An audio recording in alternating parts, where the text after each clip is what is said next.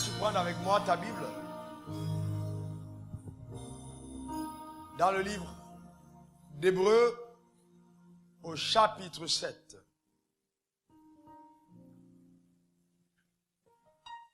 Comme je l'ai dit au premier culte, je ressens ce matin, dans mon esprit, une extraordinaire atmosphère de foi. Et je dis encore, ce matin, tout est possible. J'ai dit encore, ce matin, tout est possible. Amen. Quand il y a des atmosphères comme ça, il faut en profiter. Amen. Pour appeler à l'existence les choses qui ont tardé à être. Même celles qui ne sont pas, il faut les appeler. Parce que par la foi, tout est possible. Dis à ton voisin, je fais le choix de ne pas sortir ici étant la même personne. Ah, déclare sur ta vie, je crois que ce jour, je verrai la manifestation de la gloire de Dieu dans ma vie. Alléluia. Lisons Hébreux. Du moins, suivez la lecture. Hébreux 7, 11 à 19. Je vais lire. Si donc la perfection avait été possible par le sacerdoce lévitique, car c'est sur ce sacerdoce que repose la loi donnée au peuple, qu'était-il encore besoin qu'il parût un autre sacrificateur selon l'ordre de Melchisédek et non selon l'ordre d'Aaron? Car le sacerdoce étant changé, nécessairement aussi, il y a un changement de loi. En effet, celui de qui ces choses sont dites appartient à une autre tribu dont aucun membre n'a fait le service de l'autel. Car il est notoire que notre Seigneur Jésus est sorti de Juda, tribu dont Moïse n'a rien dit pour ce qui concerne le sacerdoce. Cela devient plus évident encore quand il paraît en autre sacrificateur à la ressemblance de Melchisédek, institué non d'après la loi d'une ordonnance charnelle, mais selon la puissance d'une vie impérissable. Car ce témoignage lui est rendu, tu es sacrificateur pour toujours selon l'ordre de Melchisédek. Il a ainsi abolition d'une ordonnance antérieure à cause de son impuissance et de son inutilité. Car la loi n'a rien amené à la perfection et introduction d'une meilleure espérance par laquelle nous nous approchons de Dieu. Éternel mon Père, Éternel mon Dieu, je veux te rendre grâce pour toutes les personnes qui écoutent le son de ma voix ce matin. Je sais que cet enseignement est très profond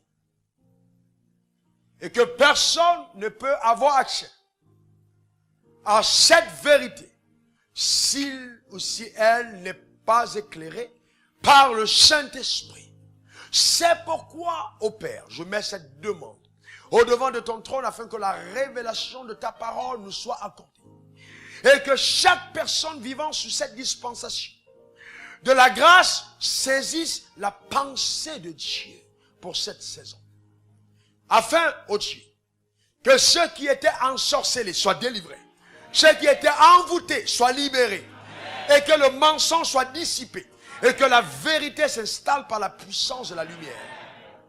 Merci pour la grâce qui m'est accordée d'enseigner ta parole avec des mots simples, des illustrations adéquates, des témoignages précis pour que la liberté ne soit pas un slogan, mais une évidence au milieu de nous.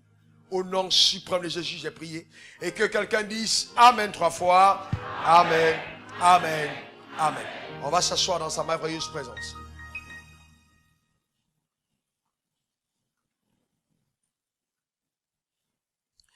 En 4 jours, je me suis donc lancé le défi personnel, par instruction du Seigneur, de parcourir le thème que j'ai intitulé « Au-delà de la loi ».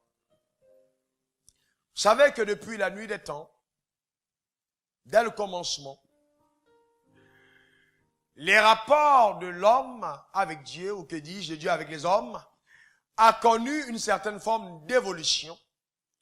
Pas parce que Dieu change, mais non, mais parce que les cœurs des hommes vis-à-vis de Dieu ont évolué, souvent négativement, positivement, selon les dispensations. Et cela a chamboulé, changé, perturbé les rapports de Dieu avec les hommes. Nous avons vu que dès le commencement, dans le jardin d'Éden, quand Dieu crée l'homme, il a créé l'homme avec l'intention pour que l'homme règne. C'était le but de Dieu. C'était le règne de Dieu. Dieu voulait que l'homme règne sur la terre, que son règne soit visible au travers de l'homme. Nous avons vu que la femme et l'homme, Ève et Adam, ont péché contre Dieu et cela a totalement changé les choses. Satan est devenu le Dieu de ce monde. Nous avons aussi vu que dans cette dispensation de l'innocence, vous voyez, le plan parfait de Dieu à l'égard de l'homme était celui du règne. Dieu voulait que l'homme règne. Dis, je régnerai. Encore, je régnerai. Maintenant, suivez-moi bien. Donc, quand l'homme a péché, nous l'avons déjà vu, et l'homme a été conscient de sa nudité. Donc, on a quitté la dispensation de l'innocence vers celle de la conscience. Mais dans la dispensation de la conscience, quelque chose va se passer. Dieu dira au serpent, la sémence de la femme écrasera ta tête. Mais moi, vous voyez, toi, tu lui mordras le talon. Donc, il lance un défi au serpent. Mais derrière le serpent, il parle à toute la puissance qu'incarnait ou représentait le serpent. Il parle au royaume des ténèbres. Il parle à Satan et tous ses démons, disant, la sémence ou la postérité de la femme écrasera ta tête. C'est ainsi que, plus tard, il va trouver en Noé la personne au travers de laquelle il peut avoir de l'espérance pour voir son projet, son plan et ses buts atteints sur la terre. Noé va sauver sa génération par la foi en construisant l'arche. Ce que la Bible appelle ça un acte de foi extrême. Et après Noé, Dieu va regarder sur la terre et va trouver un homme qui était dans la maison de Tirache, adorateur d'idoles, appelé Abraham, qu'il va choisir. Pourquoi? Parce que certainement il a trouvé en Abraham des prédispositions favorables à l'accomplissement des desseins et du règne de Dieu sur la terre. Et comme Abraham est appelé aujourd'hui le père de la foi pour les croyants, nous allons nous attarder un peu sur la vie d'Abraham pendant ce message pour voir qu'est-ce qu'Abraham a pu bien faire pour que le ciel soit obligé aujourd'hui de nous bénir à cause de lui. Et il a vécu dans la dispensation de la promesse. Après justement cette connexion de Dieu avec Abraham, Dieu dira à Abraham, tes descendants seront captifs en Égypte pendant 400 ans. Et il dit après, je vais les libérer. Pourquoi? Parce que quand il a béni Abraham, il a dit, je ferai de toi une grande nation. Mais il a aussi dit, toutes les familles de la terre seront bénies après toi. Donc la grande nation, c'était la postérité d'Abraham dans sa chair. Les descendants d'Abraham dans la chair. Qui plus tard ont fondé la nation d'Israël, d'esclaves qu'ils étaient en Égypte, plus principalement à Goshen. Alors, quand ils sortent d'Égypte, par la main puissante et le bras étendu de Dieu, Dieu ouvre la mer Rouge. Il les fait traverser comme à sec. Il fait descendre la manne et la caille d'en haut. Il fait jaillir l'eau du rocher. Et plus tard, il appelle Moïse sur le mont Sinaï et lui donne les commandements de la loi. Mais vous voyez ce Dieu qui apparaît à Moïse. Apparaît à Moïse dans un de ses attributs moraux forts qui est la sainteté. Et il dit à Moïse, Moïse, Moïse, ôte tes souliers, car l'endroit où tu te tiens est un endroit saint. Aujourd'hui, il y a des gens qui ont des églises bâties sur ce verset biblique. Ôte tes souliers. L'Ancien Testament peut causer de sérieux dégâts. Ôte tes souliers. Et donc, vous voyez, dans l'Ancien Testament, environ 830 fois, le mot saint apparaît. Saint, c'est d'ailleurs même le tabernacle, est l'illustration du symbole de la sainteté. Lieu saint, lieu très saint. Donc Dieu se fait connaître comme mon Dieu saint. Mais à cause de la dureté des cœurs des hommes et de la grande sainteté de Dieu, parce que ça fait partie de son immaculée conception, la sainteté. Alors, les hommes vont réaliser le gap, la frontière qui les sépare d'avec Dieu. Donc, le cœur devient endurci. Et Dieu établit la loi. Pourquoi il établit la loi? Est-ce qu'il veut punir le peuple? Non. Les hommes sont devenus tellement rebelles qu'il est obligé de mettre un pédagogue, un précepteur, quelqu'un qui sera avec eux tous les jours pour les obliger à faire ce que Dieu attend d'eux, qu'ils le veulent ou non. C'était ça la loi.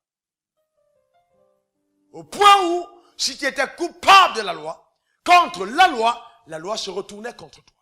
Clairement, il n'y avait pas de pardon dans la loi.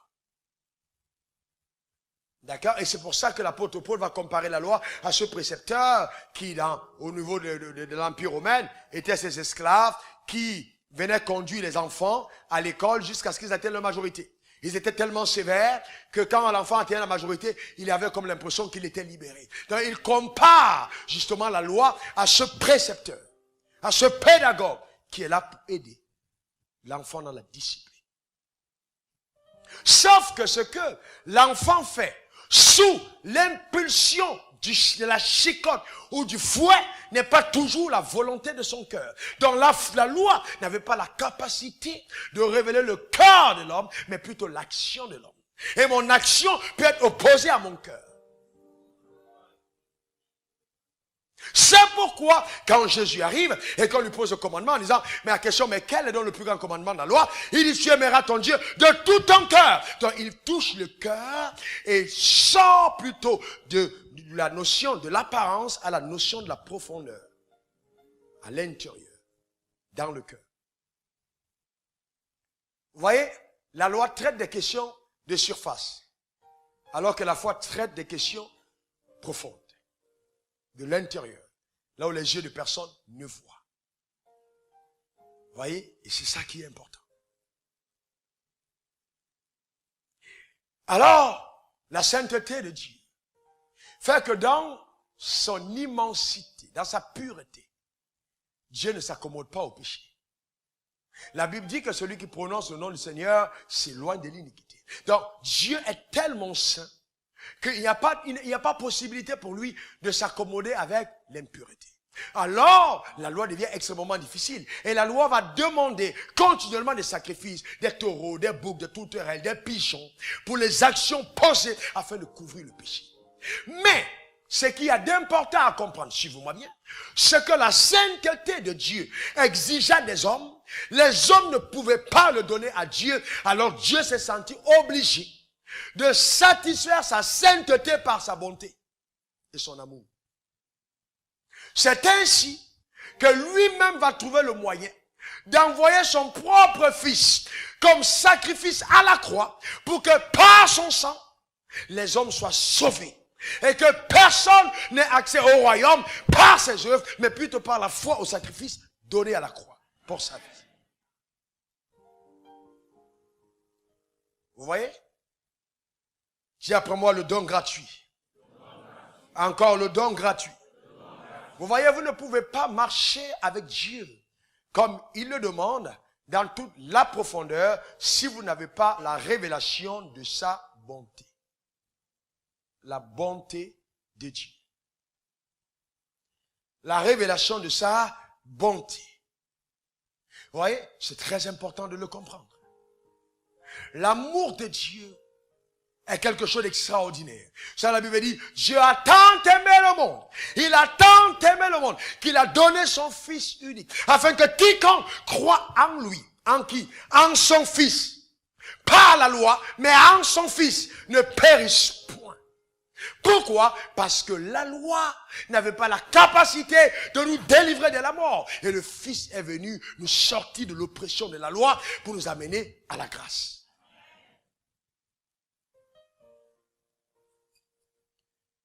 Malheureusement, aujourd'hui, beaucoup de personnes, au lieu de s'attarder sur cette action, restent scotchées sur la loi. On y revient. Revenons maintenant sur la personne de Jésus lui-même. Regardons Hébreux 7, versets 13 à 15. Il est écrit, en effet, celui de qui ces choses sont dites appartient à une autre tribu dont aucun membre n'a fait le service sur l'autel. Ça veut dire, suivez-moi bien, que Jésus n'est pas descendant de la tribu de Lévi. Et la tribu de Lévi, dans l'Ancien Testament, était la tribu qui avait le droit au service sur l'autel. Donc, logiquement, si la loi était si importante pour Dieu, c'est de Lévi que devait sortir le Messie. Mais, comme Dieu n'a pas voulu que soit attribué à la loi, ne serait-ce qu'un seul fragment de la grâce, il a dépassé la tribu de Lévi et est allé chercher l'héritier de la tribu de Juda. Où il n'y avait aucune mention concernant le sacerdoce. Donc Jésus va naître de la tribu de Juda. Et la Bible dit, cela devient donc plus évident encore, car il paraît en notre sacrificateur à la ressemblance de Melchisédek.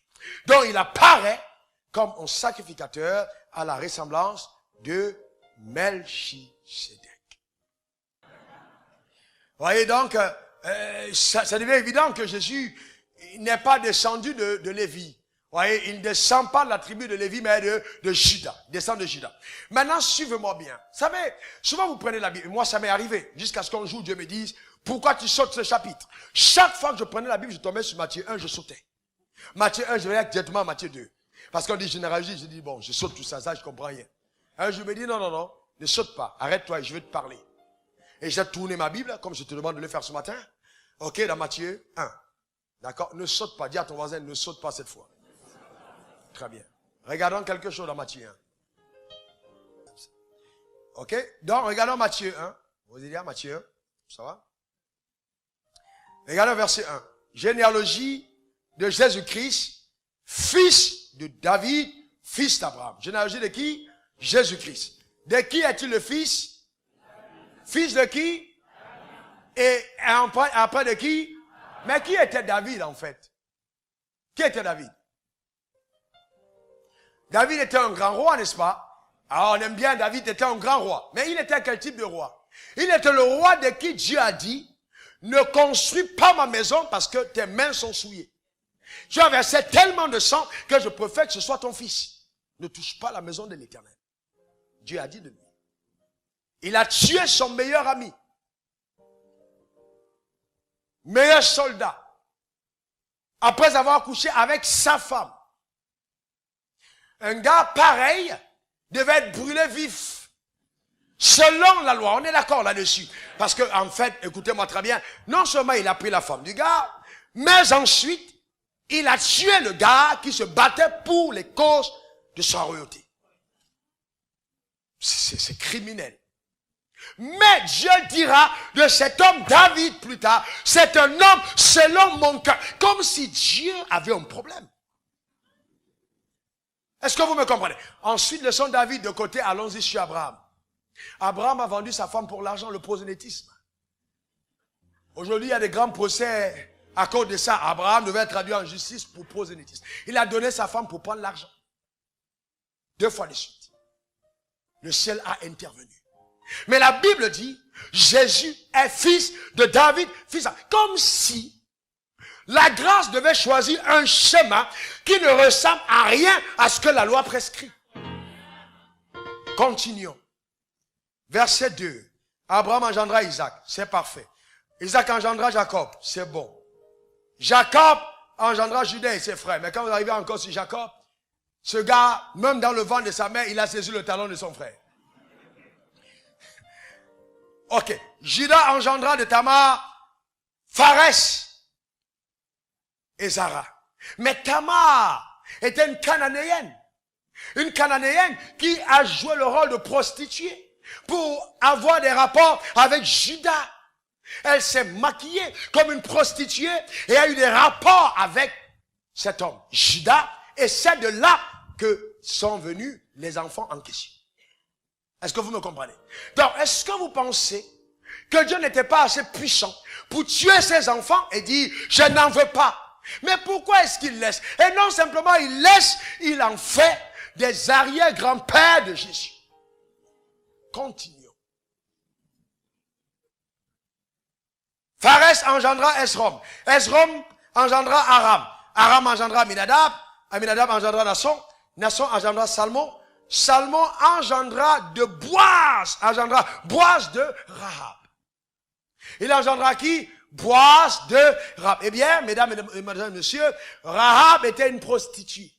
Elle vendait son corps matin, midi et soir. À la passe. Est-ce que vous comprenez? Juste pour vivre. Condamnée par la loi de Moïse. Elle a accueilli dans sa maison les espions. Alors que tout le monde dans la ville ne voulait pas la présence des espions dans sa maison. Une fois dans la maison, Dieu a oublié son métier d'avant. Je ne sais pas si vous comprenez. Et il dit, vous laissez simplement à la fenêtre un fil rouge. Quand on le verra, quand on entrera, ce fil rouge, c'est-à-dire la précursion, c'est-à-dire le fil prophétique qui annonçait que quand le sang allait venir sur une maison, oh là là, t'as pas compris de quoi je parle. C'est pas les fils rouges qu'on attache dans ton village là. Ça c'est les fils rouges de la sorcellerie. Je parle du fil rouge de l'ancienne alliance qui était le symbole du sang. Quand on viendra, on n'entrera pas chez toi. On saura qu'à cause de tes actions posées. Et non seulement Rahab n'a pas été tuée, mais Rahab est devenue l'ancêtre de Jésus. Et puis Boaz engendra Obed de Ruth, Obed Isaïe, Isaïe engendra David, le roi David engendra Salomon. Ça c'est parfait. Mais ce que la Bible ajoute là, c'est pas bon. De la femme du riz. Je ne sais pas si vous comprenez. David engendra Salomon, c'est parfait. Mais de la femme du riz, on doit avoir un problème avec ça. Oh, écoutez, la femme a trompé son mari. Vrai ou faux? S'il te plaît, réponds-moi. Souvent, les gens qui ne parlent pas, c'est eux qui font les mêmes choses. Donc, il faut dire, vrai ou faux? C'est ce qui est écrit, d'accord? N'aidez pas Dieu à être Dieu. Il s'appelle El Shaddai. Celui qui n'a besoin de personne d'autre pour être ce qu'il est. Quelqu'un dise Amen. Arrêtez-moi cet esprit pharisianique et religieux qui tend à faire croire que parce qu'on a commis une erreur, on a une erreur. Non! Je dis encore non! L'erreur dans la vie d'un enfant de destinée est une bonne opportunité pour révéler l'amour et la grandeur de Dieu. Quelqu'un dise Amen. Alléluia. Amen.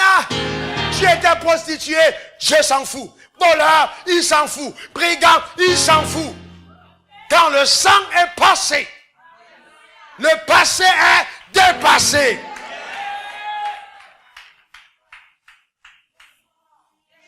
Oh pasteur, j'arrive plus à sentir la présence de Dieu. Quand je prie, je me rends compte qu'il n'y a plus la présence. Non, on ne sent pas sa présence. On croit sa présence. On a trop de religieux. Mais est-ce que tu penses que Dieu peut se servir d'une personne comme ça? J'ai comme l'impression que Dieu a pris un plaisir immense à laisser les hommes, voyez, passer par la boue pour ensuite les chercher, les amener dans son royaume pour qu'ils n'apprécient plus la grandeur de Dieu que leurs propres efforts.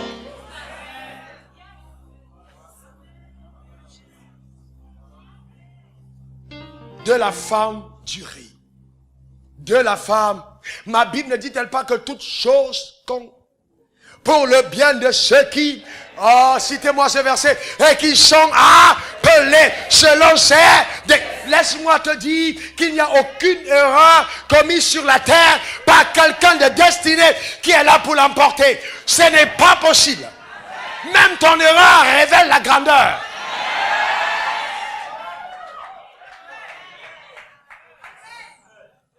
Aussi longtemps que ton cœur est attaché à Dieu. Aujourd'hui, les gens veulent avoir le mérite des grâces. Je suis à l'église depuis 15 ans. Alors je dois avoir telle dimension de bénédiction. Je suis là depuis 25 ans, je dois avoir si. Bien aimé, c'est une grosse erreur. Le vrai problème de notre dispensation, c'est que les gens ont fait de l'église ce que l'église n'est pas. L'église n'est pas un endroit où toi et moi devons rester 7 jours sur 7.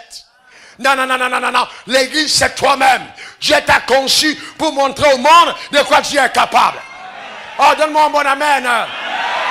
Bien aimé, si Dieu ne peut pas te pardonner, où est son amour? Les pasteurs ne te pardonneront pas, mais ça ne veut pas dire que Dieu ne t'a pas pardonné. Tes voisins ne vont pas te pardonner, ça ne veut pas dire que Dieu ne t'a pas pardonné. Tes amis ne vont pas te pardonner, ça ne veut pas dire que Dieu t'a pardonné, ne t'a pas pardonné. Non! Non du tout. Ce sont les hommes qui lapident, mais Dieu pardonne. Laissez-moi parler un tout petit peu des lapideurs. Je me suis rendu compte, en étudiant la parole et en causant avec Dieu, que ceux qui lapident sont des gros pécheurs. Chaque fois que vous voyez un homme prêcher sur le péché 24 heures sur 24 sur un pécheur. Écoutez-moi bien, écoutez-moi très bien.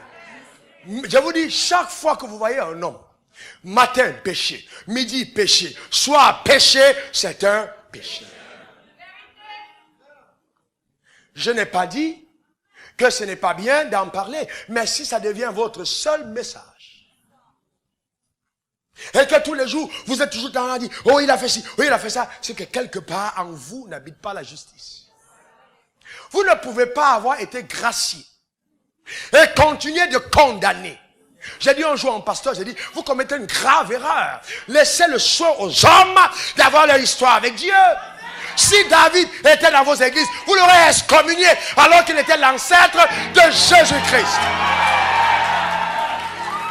Alléluia. Est-ce que vous me comprenez? Il faut que les gens comprennent. Et on revient dans la loi sans s'en rendre compte. Alors la grâce a été donnée.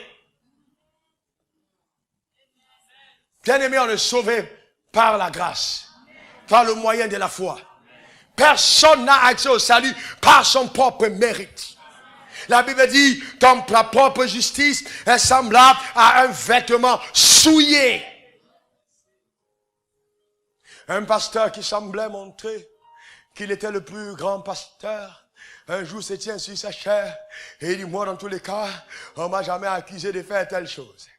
Et moi je lui ai dit, attention à toi, si on ne t'a jamais accusé, il est probable que tu n'es pas avec nous. Parce que souvent ça paraît spirituel, hein, mais alors que c'est de l'orgueil. La Bible dit, malheur à vous lorsqu'on ne dira que du bien. Si on a fait ça au bois vert, on en fera au bois sec. Donc si on ne fait pas ça de toi, il est probable que tu n'es pas. Ça n'a pas loupé quelque temps après, pouf, vidéo. C'est un sorcier. J'ai dit, allô, comment tu vas? Bienvenue dans le royaume. Est-ce que vous me comprenez? Le royaume, ce n'est pas ribobo, sikara, donner une apparence, montrer je suis le grand, je suis si. Non, bien ami, c'est la grâce. Quelqu'un dise grâce. Quelqu'un dise grâce. Quelqu'un dise grâce. Je n'ai passé aucun concours pour que Jésus me cherche. J'ai béni Dieu tous les jours de ce que j'avais refusé l'église avant Jésus. Beaucoup de personnes qui sont allées à l'église avant d'avoir rencontré Jésus ont pollué leur destinée. Parce que l'église est pleine de mensonges. C'est quand tu rencontres Jésus que tu comprends la liberté. La vraie liberté que la loi n'est pas capable de donner. Alléluia. Dis, je suis sauvé par la foi. Pour continuer de vivre par la foi. Est-ce que vous savez que la foi ne tolère aucune œuvre de la loi? La foi ne tolère aucune œuvre de la loi.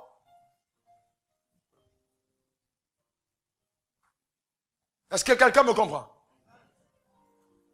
Et les gens qui réveillent la loi, le réveillent pour leurs propres intérêts. On y arrive. Galates 3:11 dit que nul ne soit justifié devant Dieu par la loi. Donc personne par la loi ne peut être justifié. Cela est évident. Puisqu'il est dit, le juste vivra par la foi. Qu'est-ce que c'est vivre par la foi? C'est avoir confiance en Dieu. Maintenant, revenez ici, s'il vous plaît. C'est souvent qu'on parle de foi. J'écoute des gens parler de foi. Souvent, ça me fait mal au cœur parce que beaucoup de personnes ne comprennent pas ce que c'est que la foi. La femme qui commet un péché, qui vit par la foi, qu'est-ce que la foi attend d'elle? Qu'elle commence à dire, Dieu donne-moi une maison? Non. Qu'est-ce que la foi attend d'elle? Qu'elle croit que Dieu est capable de la relever. Celui qui est malade, qu'est-ce que la foi attend de lui? Qu'il croit qu'il est capable d'être guéri par Dieu. Celui qui est pauvre, qu'est-ce que la foi attend de lui? Qu'il croit en la richesse. Ouais. Celui qui n'a pas de job, qu'est-ce que la foi attend de lui? Qu'il croit à un travail. Maintenant, la foi ne te dicte pas ce que toi tu reçois. Mais toi tu dictes par la foi au ciel ce que tu commandes. Donc c'est ta foi qui passe la commande et le ciel envoie ce que ta foi a ordonné. C'est pour ça qu'il dit, vous voyez, Jésus pose la question, mais est-ce que quand je reviendrai sur la terre, je trouverai encore la foi? Dans Luc 18, verset 8. Pourquoi? Parce que les gens ont tendance à faire un retour dans la loi. Vous voyez, la loi c'est la condamnation. Oh femme, assieds-toi. Oh ta femme, ta place est à la cuisine. Non femme, tu ne parles pas trop. Oh femme, tu ne dois pas travailler. Oh femme, ça c'est la loi. La grâce dit, non, ni homme, ni femme. Chacun est libéré. Vous voyez, la grâce ne tient pas compte de ta petite tête qui a été phagocytée et empoisonnée. C'est pour ça que quand la foi, la grâce s'est révélée, la première personne qui l'a annoncée était une femme. Pourquoi? Parce que Dieu voulait montrer au monde que les choses avaient changé. Et que la loi était tombée. Et que c'était terminé. Elle était devenue silencieuse. Lève ta main droite, dis, je saisis la foi. Encore, je saisis la foi. Laissez-moi vous dire ceci. Bien-aimé, même si le monde entier se mettait ensemble pour dire Wafo va échouer, je réussirai contre le monde. Il n'y a aucune personne sur la terre, aucune personne. Aucune personne. Que les gens ne te fassent pas croire. Vous comprenez que ta destinée est relâchée par le fait qu'ils sont contents ou fâchés contre toi. Ils n'ont qu'à se fâcher 1000 fois. Ils vont constituer le lot des ennemis qui sont placés en face. Ok, est-ce que tu comprends de quoi je parle? Vous devez comprendre ces choses. L'audace. Dis à ton voisin l'audace. J'ai dit à quelqu'un un jour, clairement ceci. Si le chemin du ciel passe par ta vie, j'irai en enfer. J'ai dit, si le ciel passe par toi, je vais en enfer. Qu'est-ce que ça voulait dire? Bien-aimé, je te montrerai que j'ai connu le véritable. Vous comprenez de quoi je parle? Ne vous laissez pas intimider. Le diable est subtil. C'est un menteur, il est mauvais. Ne vous laissez pas intimider. Hébreux 10, verset 38 dit, mon juste. Pas le juste des assemblées de Dieu, ou le juste des temple de la foi, ou le juste des méthodistes, non, mon juste. Le juste de Dieu, pas de Raoul Wafo. Mon juste fera quoi? Vivra par la foi. Il y a des justes de l'église et il y a des justes de Dieu. De quel juste es-tu? De quel juste tu es? Il dit mon juste vivra par la foi. Et s'il se retire, mon âme ne prend pas plaisir à lui. Est-ce que quelqu'un comprend de quoi je parle? Alléluia. Mon juste vivra par la foi et non par la loi. Oh, ribo, shiriba. Oh, ça fait. Dieu me montre. Ouh là là. Le diable est mauvais. Oh, Dieu me montre. Il y a quelqu'un dans ta famille. En 625 avant Jésus-Christ. Il adorait les eaux. Il a planté quelque chose et c'est ça qui fait que ta vie n'est plus. Et puis après, je sens l'onction. C'est pas l'onction, je sens l'émotion. C'est pas l'onction. Non. Vous savez que souvent les gens qui c'est pas toujours qu'ils ont grandi, c'est l'émotion. Vous n'avez pas vu les gens au concert et les gens ils tombent. Est-ce que c'est l'onction? Ils tombent d'émotion. C'est pas, non. Le problème n'est pas je suis allé par terre, mais qu'est-ce que je deviens quand je me lève? Qu'est-ce que ma destinée devient quand je me lève? C'est ça qui compte. Et les gens, dès qu'on commence à te voir avec une petite voiture à la fin du culte, il y a toujours des gars qui sont là, des légalistes ambulants, qui passe de communauté en communauté, il répète. Il vient te dire, Dieu m'a dit, il faut que je fasse une prière spéciale pour toi. Je dois venir prier chez toi à 23h15. Et puis tu sais, ne le dis à personne, ça, c'est une révélation personnelle. Et puis ça paraît bien. Vous savez, on est un peu fétichiste. Dans nos backgrounds bantous. Et même en Amérique, partout, les gens aiment bien le fétichisme. Oh, j'arrive. Et on ne met que la lumière du devant. Cette lumière-là symbolise que Jésus est entré. Éteignez toutes les autres. Et puis on éteint. Toute la famille est là.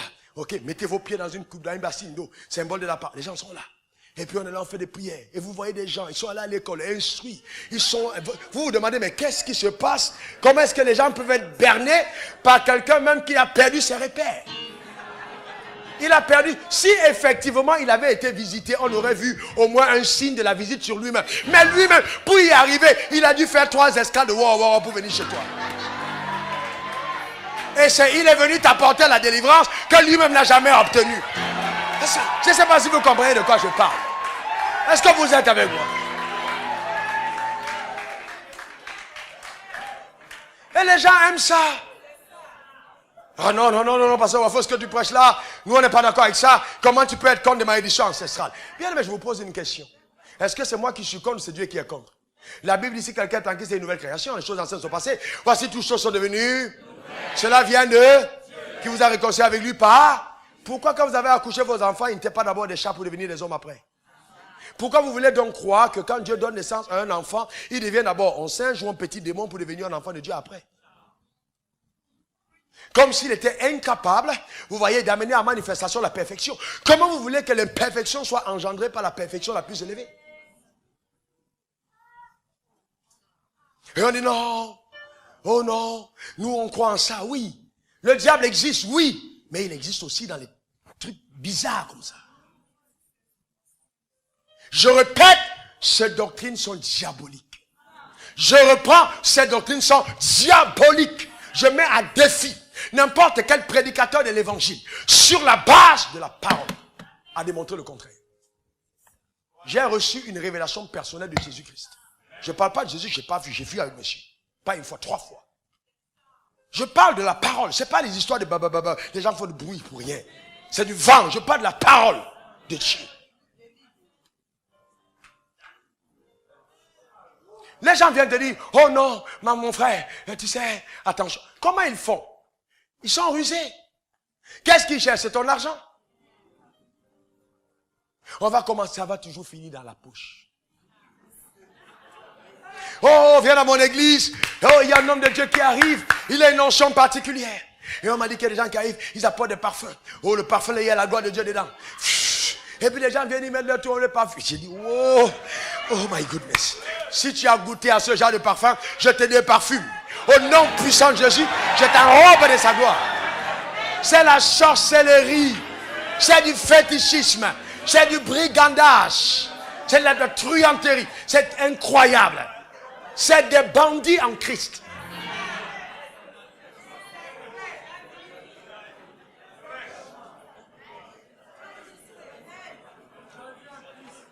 Mais les gens, l'apôtre Paul, il y a des gens là, si on remet l'apôtre Paul ici, sur la terre, il y a des gens qui auront affaire.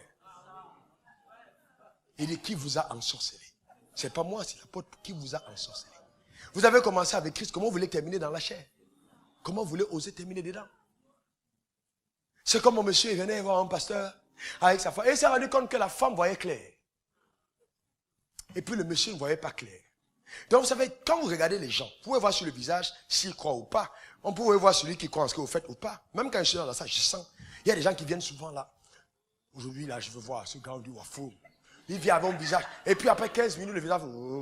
Après, quand hey, alléluia! Voilà. C'est progressif. Vous voyez, c'est au fur et à mesure.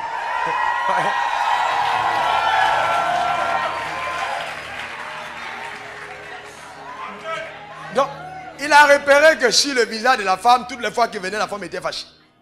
Et il s'est rendu compte donc que la femme allait être un problème pour le mari. Il appelle le mari en côté pour dire, oh Dieu m'a fait une révélation. En fait, le vrai problème que vous avez, ta femme est sorcière. Et il a dit, bon, on va te faire des bains spéciaux. On va te laver avec de l'huile, des trucs comme ça. Donc, et l'huile sainte venue d'Israël. Quand on prend la bouteille comme ça, on a écrit de l'hébreu, de l'arabe dessus. Il regarde, ouh là là, le pasteur me fait un bain d'huile d'Israël. Mais ça n'a rien à... Bain d'huile d'Israël. Vous savez pas qu'en Israël, il y a les voleurs et les brigands, il y a les prostituées en Israël. C'est pas parce que moi, je prends l'huile de Mauritanien. Je prie dessus, je prie pour toi, la maladie s'envole. Même sans huile. Ça n'a pas besoin de venir d'Israël. Mais pourquoi les gens font ça? Parce qu'ils sont en manque de révélation. Donc ils prennent, ils ont prêché 3 ans, ils sont fatigués. Il n'y a plus de message. Maintenant, il faut entrer dans des choses compliquées pour commencer à alimenter l'église. Mais si tu n'arrives plus à prêcher, alimente-toi auprès de ceux qui ont la révélation.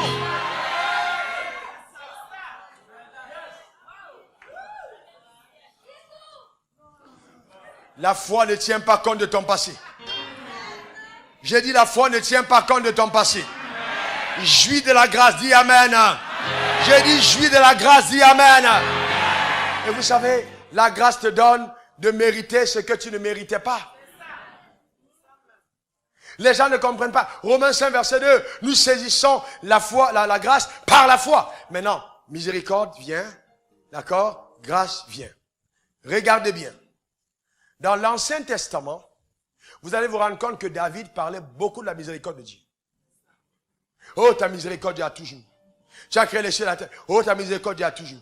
Tu as fait traverser comme un sec. Oh, ta miséricorde, Dieu a toujours. Pourquoi? Parce que dans l'Ancien Testament, la miséricorde a précédé la grâce. La miséricorde était avec la loi. Et la grâce est arrivée après. Mais les deux sont sœurs jumelles. Mais elle est sortie en premier. Qu'est-ce que la miséricorde fait? Elle triomphe du jugement. Elle te donne de ne pas mériter le jugement de Dieu.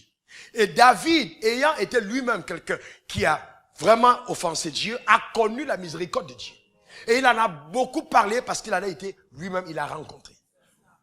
D'accord? Donc la miséricorde, quand Dieu veut faire quelque chose pour toi, et qu'il veut, par exemple, il dit, ok, que la grâce aille.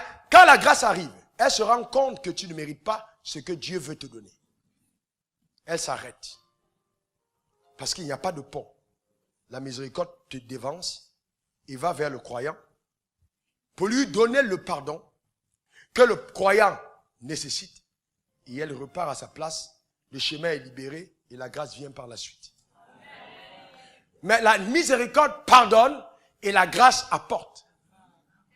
Donc la miséricorde suspend le jugement et libère le chemin et la grâce manifeste dans ta vie ce que tu attends.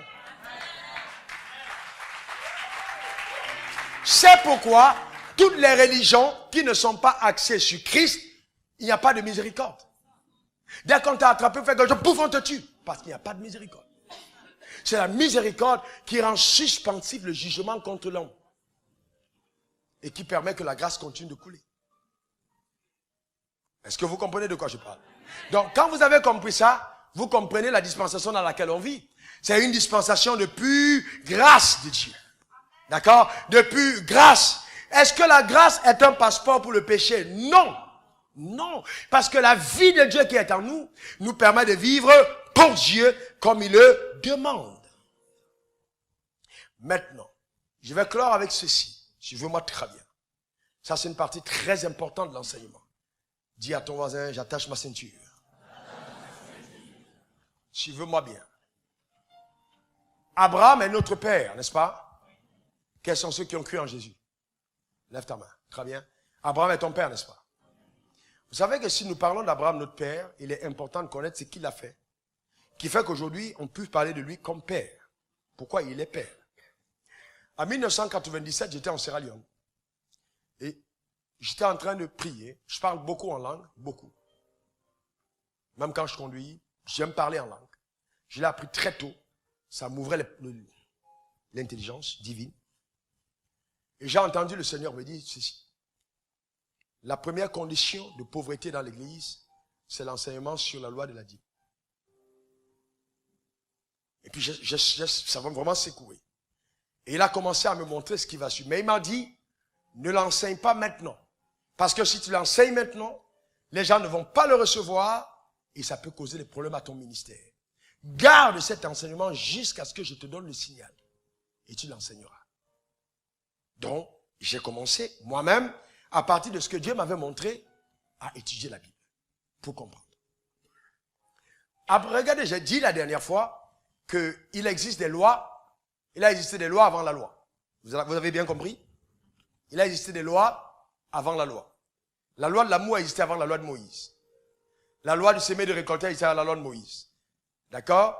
Et la loi de la foi a existé avant la loi de Moïse. Donc il y a des lois qui ont existé avant la loi. Alors maintenant, quand vous vous rendez compte, quand Abraham va remporter la guerre contre le roi de Kedorlaomer, Melchisedec, roi de Salem, vient vers lui. Qu'est-ce qu'Abraham fait?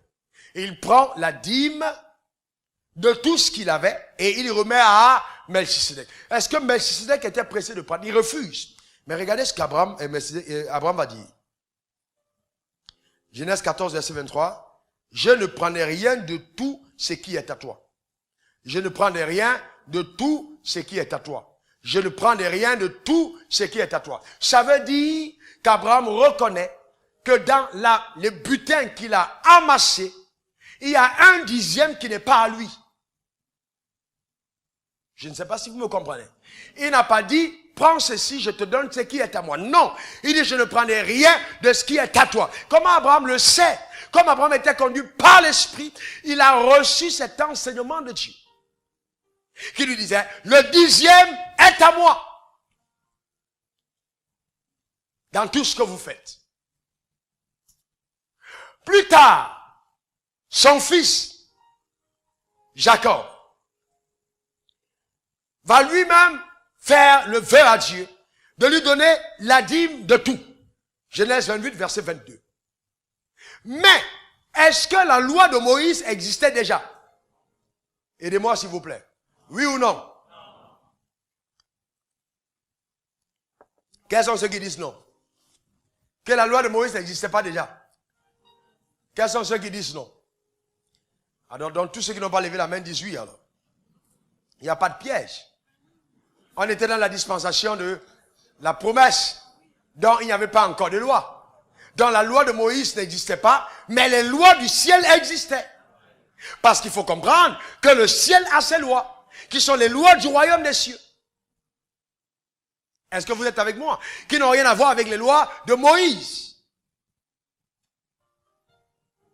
Et quand il va donner à Dieu la dîme, à Melchisedec, est-ce que le nom d'Abraham va changer? Abraham continuera à s'appeler Abraham. Son nom ne change pas. Pourquoi? Parce que la dîme qu'il a donnée était la part qui appartenait à Dieu. Mais Dieu lui dira clairement, ok, Abraham, ne t'inquiète pas, ta récompense sera très grande. Pourquoi? Dieu lui le dit simplement parce que Abraham a posé un acte qui réjouit le cœur de Dieu. Ta récompense sera grande. Ta protection, ma protection sera avec toi. Je serai ton bouclier. Est-ce que quelqu'un me comprend? Vous ne pouvez pas être loyal, fidèle dans ce principe et ne pas avoir la protection de Dieu. Une dame que je connais à l'époque au Cameroun était très fidèle dans ce principe. Et un jour, elle était en pleine ville.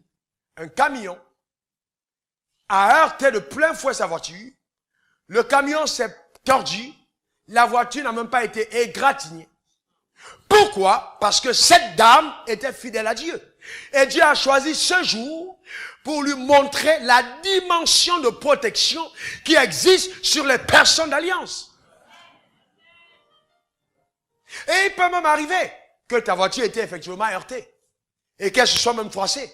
Et qu'une semaine après, il y a une percée financière qui t'apporte une restauration 7 fois plus que ce que tu as perdu. D'une manière ou d'une autre, le ciel se tient à l'égard de ceux qui sont fidèles. Donc, j'ai pas à pleurer. Oh ouais, papa, j'ai fait ci, mais j'ai pas vu. Non! Le vrai problème, c'est que quand je marche par la foi, je parle par la foi.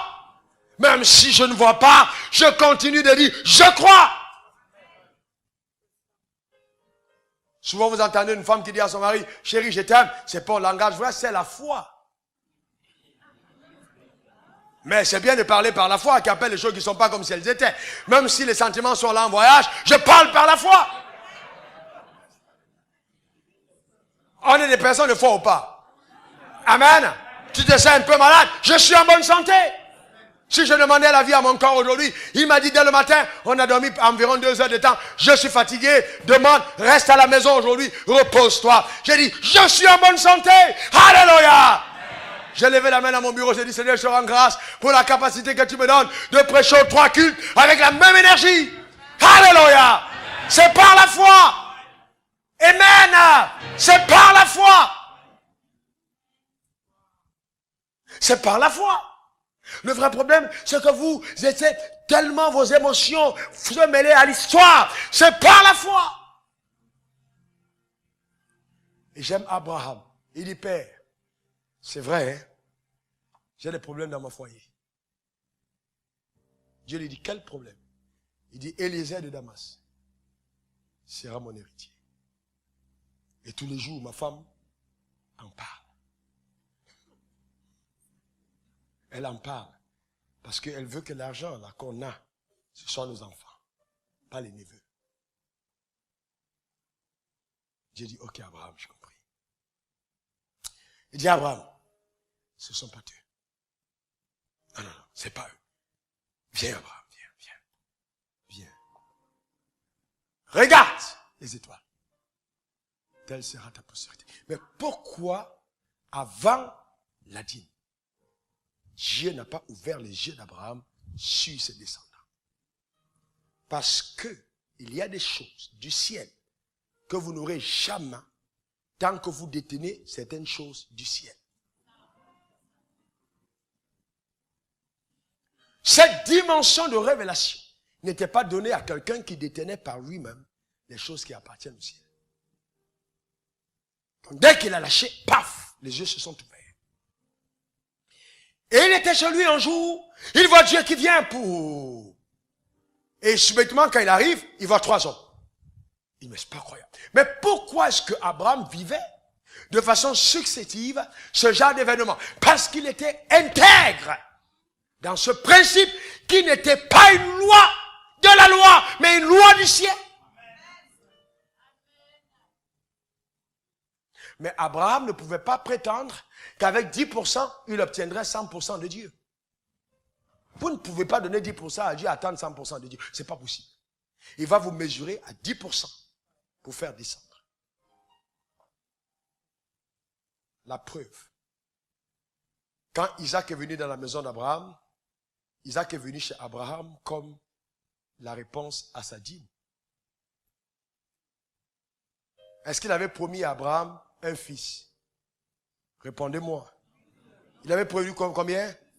Mais avec la dîme, il ne pouvait pas avoir plusieurs. La dîme était trop petite pour que les plusieurs viennent. Il a d'abord fait venir un fils, qui était le palier qui correspondait au 10e de ses revenus. Quand le fils est arrivé, alors Genèse 22, verset 1 dit, Dieu mit Abraham à l'épreuve. En ces mots, donne-moi ton fils, ton unique. Ça veut dire, là, tu as entre tes mains ce qui peut permettre que les autres choses viennent. Les gens disent, oh papa, il me restait mon dernier béni de 5 000, je l'ai apporté à l'église, alléluia, Père, tu as vu tout ce que j'avais, donne-moi les richesses. Donc oui, parfait. Mais la veuve de Sarepta, aussi loyale et intègre qu'elle était, ayant donné un peu de farine et un peu d'huile, ne pouvait pas attendre du ciel des cargaisons d'huile. Dieu a été fidèle et lui a donné chaque jour une portion d'huile et de farine pour qu'elle mange. Pourquoi? Parce que le ciel ne fonctionne pas avec la pitié, mais le principe de foi. On te mesure avec la mesure dont tu t'es servi. Elle a mangé chaque jour un peu. Mais quand Salomon a donné 1000 holocaustes, le ciel a dû se déplacer pour aller chez lui. Pourquoi? La mesure était différente. Ce n'était plus la dîme. C'était le sacrifice. Et donc quand Abraham arrive sur la montagne avec son fils, maintenant Dieu dit, vous savez, ne soyez pas seulement dans l'extase de l'émotion, mettez Dieu dans l'extase. Maintenant je vois que tu m'aimes, que tu me crains. Tu ne m'as pas refusé ton fils, Abraham. Vous voyez, Dieu, créateur de l'univers, est obligé de jurer en parlant à quelqu'un. Vous ne devez pas imaginer. Est-ce que vous imaginez ce que c'est? Il dit, Abraham, j'aurais tant aimé que tu vives 15 millions d'années sur la terre pour voir tout ce que je vais faire. Mais je te garantis, Abraham, écoute, laisse, tu vas te reposer avec les autres. Mais je te jure par moi-même, il n'y a pas plus grand que moi. Je signe ce décret. Ta postérité, Abraham, possédera les portes de ses ennemis. En quelque sorte, tous les territoires qui sont rattachés à ta personne sous le ciel, tous ceux qui accepteront Jésus, ils vont posséder ces territoires et régner dans la vie. Dis ça, c'est mon partage. Dis ça, c'est ma portion. Alléluia. Je te le jure par moi-même. Aujourd'hui, vous entendez les gens dire, oh, si tu n'as pas de la dîme, Dieu va te frapper. Non. Ça n'a aucun sens. Vous voyez, souvent, les gens ne réfléchissent même pas. L'or et l'argent appartiennent à Dieu. Tu n'as pas de la dîme, il te frappe. Tu frappes pourquoi? Est-ce que Dieu est un mendiant? Ah! Mettez les carnets des dîmes là, mettez les carnets. Vous là, vous êtes dans l'église, vous les voleurs là. Qui n'a pas mis? J'ai déjà vu ça. Moi, j'ai beaucoup voyagé, donc je vis les choses. Est-ce que le nom de quoi Dieu m'a donné là? Est-ce que le nom de... Et on prend 50 minutes pour guetter dans les carnets qu'il a donné. Ça, c'est la loi. Parce que quand votre offrande est mentionnée sur la terre et que les hommes les approuvent, le ciel désapprouve. C'est quelque chose qui doit se passer entre le ciel et toi, par la foi, pas par la loi. Le ciel ne te frappera pas, mais tu te fermeras le ciel sur toi. Et la protection de Dieu ne sera pas ton partage. C'est pas que le ciel t'a frappé, mais tu t'es toi-même frappé. C'est pas le ciel. Non. Cessez de mentir sur le nom de mon Dieu. Vous comprenez de quoi je parle? C'est pas le ciel qui te frappe. Vous voyez les gens qui sont là. Oh, je touche 1,101,000. Alors, comment je paye ma foi, ma dîme, et puis on prélève jusqu'au truc. Ah, papa, j'ai apporté ce que je te donne. Non, mais quand tu apportes la dîme et que tu donnes à Dieu, d'abord tu ne la payes pas, tu la donnes. On ne paye pas la dîme, c'est pas une taxe ou un impôt. C'est ton acte de foi, je donne. Une fois que tu as donné à Dieu, tu n'as fait rien d'extraordinaire que de lui donner ce qui est à lui. Donc tu ne peux pas venir dire à Dieu, je te fais des choses extraordinaires. Non, on est associé, j'ai 10% dans tes actions. Quand tu me donnes ma partie, est-ce que tu as besoin de dire que tu vas donner quelque chose? C'est avec ce qui reste que maintenant je peux voir si tu m'aimes ou pas. C'est là où quand Dieu a donné, Isaac dit, bon là je vais voir. Quand il a pris pour apporter, Dieu dit, waouh, là ce gars il est allé loin.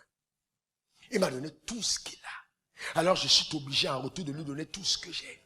Donc ça veut dire quoi? Ça veut dire que si aujourd'hui le ciel ne t'accorde pas la plénitude de ce que tu demandes, Dieu sera en train de mentir à Abraham. Donc la seule chose qui peut empêcher le ciel, c'est que tu ne marches pas sur la terre comme Abraham a marché.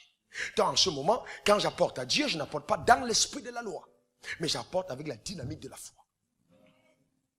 Ça change tout.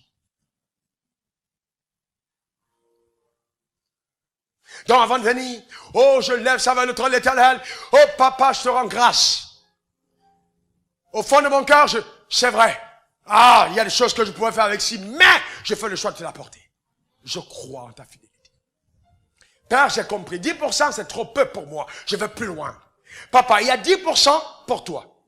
Et il y a 5%, 10 autres pourcents pour moi. Prends ça papa. Voici ce que je t'apporte. Et puis, papa, j'ai apporté 20%. Il reste 80%. Je ne veux pas être rebelle. Montre-moi comment je dépense. Je ne veux pas faire des choses pour les faire. Qu'est-ce que je fais avec ça? Donne-moi ta sagesse. Et dis, mon fils, tu as vu la peinture de ta maison là? Ça n'honore pas Dieu, change-la. Quand tu commences à mettre la peinture parce que tu dis, il faut que Dieu soit glorifié. C'est aussi valable que n'importe quelle offrande que tu aurais mis dans le panier de l'église. Parce que tu es en train de glorifier le ciel. Et il refait ta coiffure. Tu as vu, tu passes là, il y a des odeurs. Refait, manicure, tout ça. Soit impeccable. Et puis les gens de la loi te regardent. Oh, c'est une païenne. Ne portez pas les ornements extérieurs. Non, les ornements extérieurs n'ont pas de valeur quand l'intérieur est sale. Mais si l'intérieur est nettoyé et l'extérieur est sale, c'est un problème. Car quand le fruit mûrit de l'intérieur, il doit se faire voir de l'extérieur.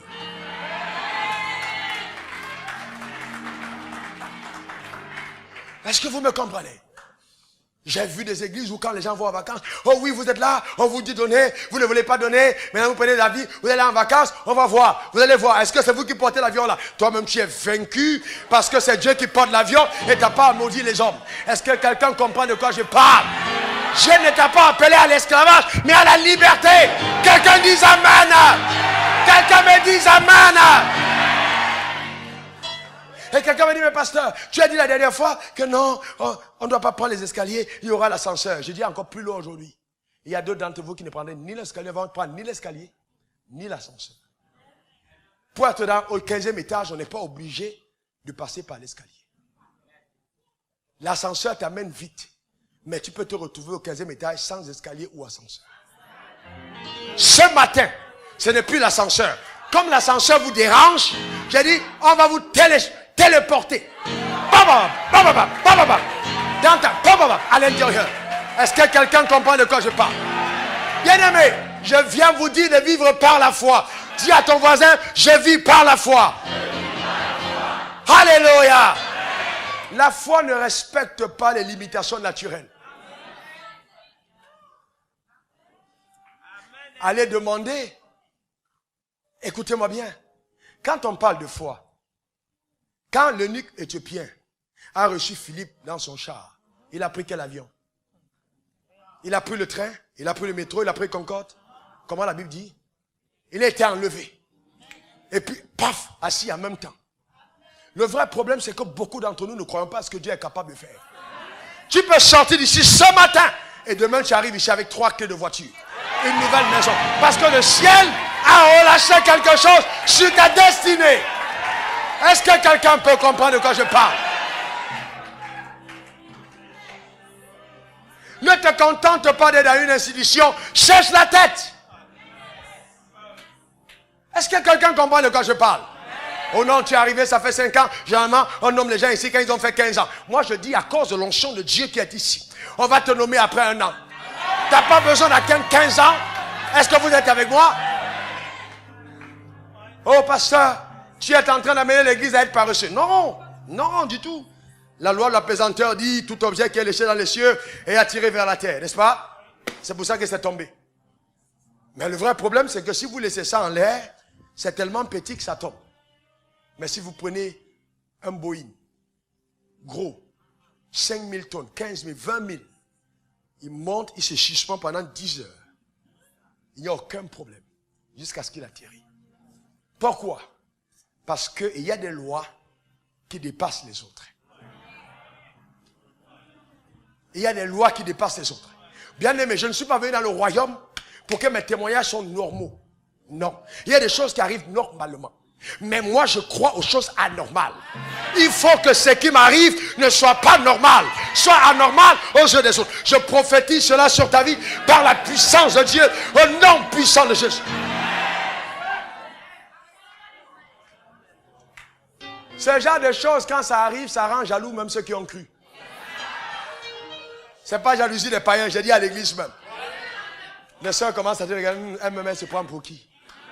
Tu vois, tellement tu es en train de briller, que même les gens qui sont autour, tu deviens un jugement même pour les saints. Les gens disent aux autres, mais vous dites que c'est Dieu en Afrique, mais Wafo il fait comment? J'ai entendu les gens, mais vous êtes dans la même ville que Wafo? Oui. Mais lui là non, lui, son histoire là est bizarre. Je ne fonctionne pas avec la loi des autres. Moi je crois aux choses anormales. Quand Jésus a voulu donner le coup de rattrapage à ses apôtres, pour dire on a parlé des choses, il y a des choses que je n'ai pas dites. Laissez-moi reparler. Il n'est plus entré par la porte, tout était fermé, et puis tout de suite, pouf, il passe par le mur, il entre. Les gars disent, oh, je suis un fantôme, il dit tout chez moi. Je ne suis pas un fantôme. Qu'est-ce qu'il était en train de dire aux gars? Pendant longtemps, on a opéré avec les lois naturelles. Maintenant, je vous amène dans le royaume, l'esprit que vous avez reçu. Les gars, allez-y dans une autre dimension. Si la porte est fermée, ne la cassez pas, passez par le mur, entrez à l'intérieur. Est-ce que quelqu'un me comprend? Je te vois entrer dans le mur des affaires, dans le mur de ta promotion et de ta destinée par sa puissance. Donne-moi un bon amen. Donne-moi un bon amen. Donne-moi un bon amen. Donne-moi un bon amen.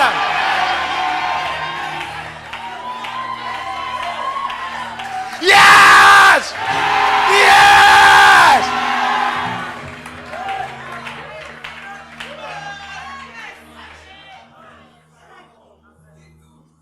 Est-ce que quelqu'un comprend? Ta postérité possédera les portes de ses ennemis. Moi, j'ai eu des sorciers en plein programme qui ont pris des micros et qui ont dit aux gens, c'est un homme de Dieu. On est venu ici, on nous a envoyés pour venir lui faire du mal.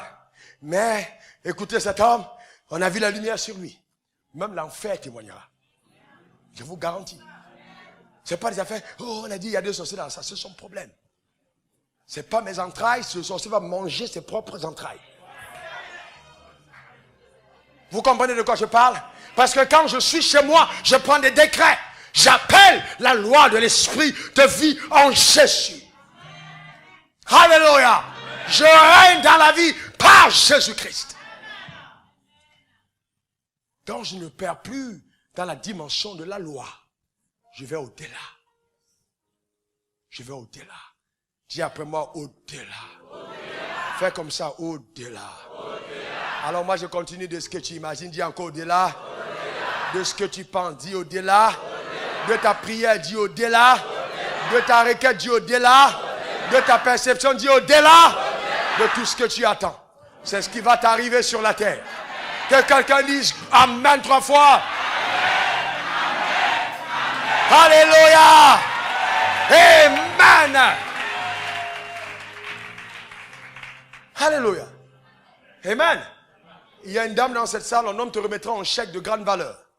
Ne refuse pas le chèque parce que tu penses qu'il te drague. Ta mentalité est pourrie. Change-la. Dieu va passer par lui. Ce n'est pas un chrétien, c'est un païen. Il va te donner le chèque et il va disparaître de ta destinée. Et il partira. Vous allez vivre des choses étranges. Je dis bien étranges. J'ai dit des choses étranges. À cause de la grâce d'en haut, des choses étranges vont vous arriver. Dis, je saisis par la foi.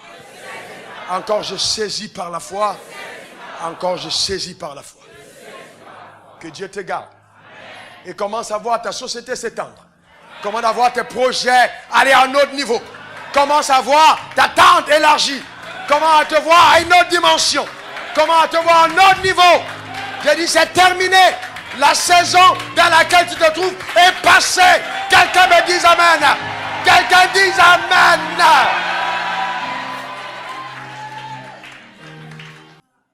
Quelqu'un dit, pasteur, c'est bon pour les autres. Mais moi, j'ai vieilli dans cette affaire. L'ancien des jours est ici. Ton problème n'est pas plus vieux que lui. Il est encore capable d'agir. Quelle est la dame qui est ici, qui a fait deux mariages, le deuxième mariage est en train de tanguer. Elle est au deuxième et c'est en train de secouer. Mets-toi sur tes pieds. Ça fait 2 mariages, le deuxième est en train de se secouer. Tu as le deuxième, ça secoue, ça tangue. C'est ton deuxième mariage. Je vais prier pour toi, spécialement parce qu'il ne va pas être ébranlé. Dépêche-toi simplement, tu es dans la salle. Je vais prier pour toi, n'aie pas honte. Amen. Dieu veut faire quelque chose d'extraordinaire dans ta vie et ta destinée. Amen. Au nom suprême de Jésus. En vertu du pouvoir que le ciel nous a donné, je déclare sur ta vie. Que les desseins de l'Éternel à ton égard s'accompliront. Aucune chose dans le naturel ne pourra ébranler les desseins arrêtés par le haut conseil de Dieu à ton égard. J'appelle la stabilité dans ta maison. J'appelle la paix de Dieu dans ta maison. Je combats ces esprits qui sont relâchés dans le monde occulte pour t'empêcher de vivre le meilleur de Dieu sur la terre. À partir d'aujourd'hui, au son de ma voix, je déclare que l'affaire est réglée. Je dis l'affaire est réglée. L'affaire est réglée ce matin au nom puissant de Jésus. Tu recevras dans ton cœur les instructions sur ta conduite, les instructions sur ta manière de te tenir, afin de reconquérir les territoires qui avaient été perdus. Dieu dit, tu repossèdes les portes de tes ennemis. C'est ça ta portion au nom de Jésus. Amen. Amen.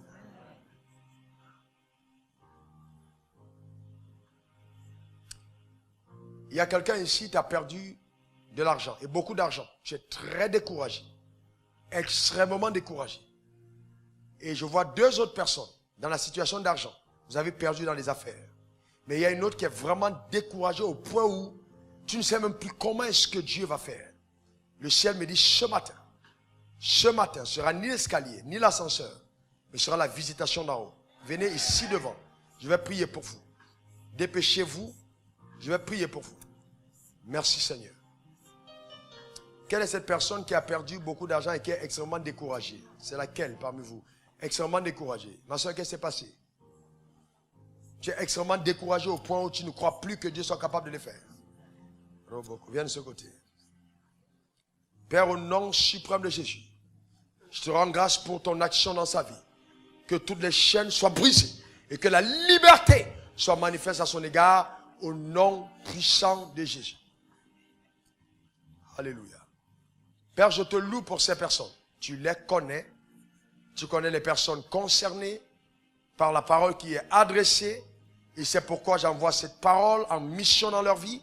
Et je demande que par ton pouvoir surnaturel, chacun d'entre eux marche dans la pleine liberté que le ciel accorde. Béni sois-tu pour ton œuvre. À toi le règne et la gloire au nom de Jésus, nous avons prié. Amen. Amen. Et Amen. Le Seigneur pour sa fidélité.